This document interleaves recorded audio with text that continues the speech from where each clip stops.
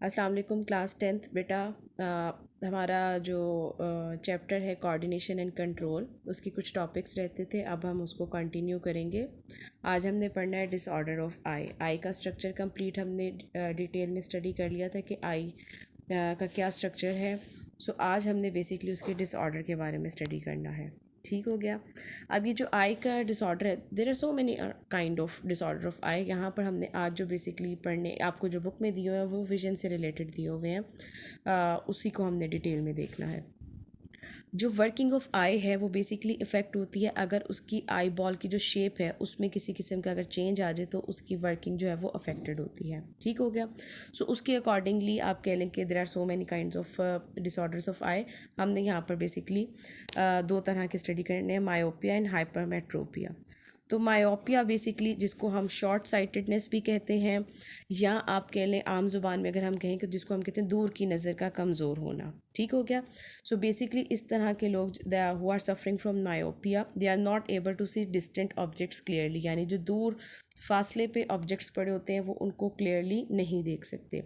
और इनका जो इमेज है डिस्टेंट ऑब्जेक्ट का वो हमेशा रेटिना के फ्रंट पे फॉर्म होता है। ठीक हो गया। रेटिना के से फ्रंट पे फॉर्म होता है। इसका जो बेसिकली रीज़न होता है वो होता है अगर आई बॉल की में इलोंगेशन हो जाए, यानी आई का जो बॉल की शेप है वो क्या हो जाए, इलोंगेटेड हो जाए। सो अल्टीमेटली क्या हो जाता है, फिर मायोपिया हो जाता है।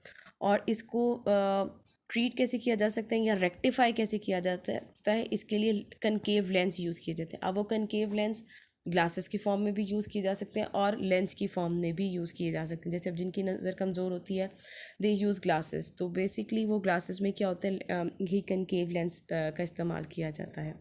ठीक है। अब अगर आप ये डायग्राम देखें तो ये आपको एक डायग्राम नज़र आ रही है, उसमें अगर आप देखें तो ये यहाँ पर इमेज, ये रेटिना है। रेटिना से क्या हुआ, in front of the retina जो है वो इमेज फॉर्म हो रहा है।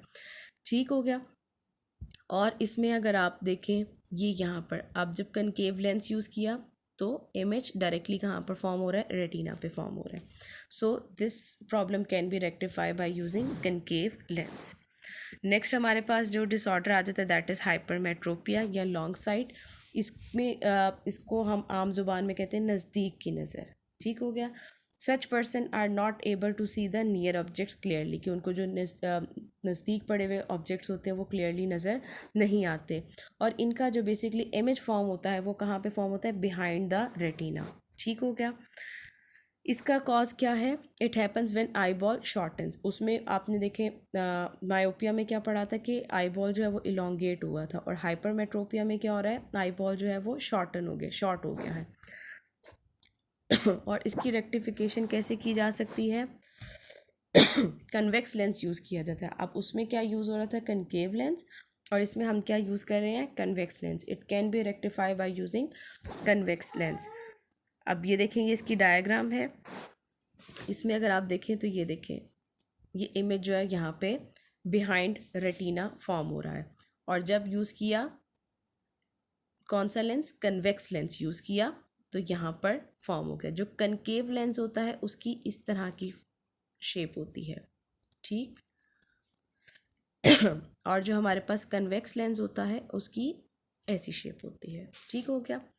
सो यहाँ तक आपने आज करना है। डिसऑर्डर ऑफ आई आपको एज अ लॉन्ग क्वेश्चन भी आ सकता है, उसके अलावा आपको दोनों डिसऑर्डर्स में डिफ्रेंसीशन का भी पूछ सकते हैं शॉर्ट क्वेश्चन में।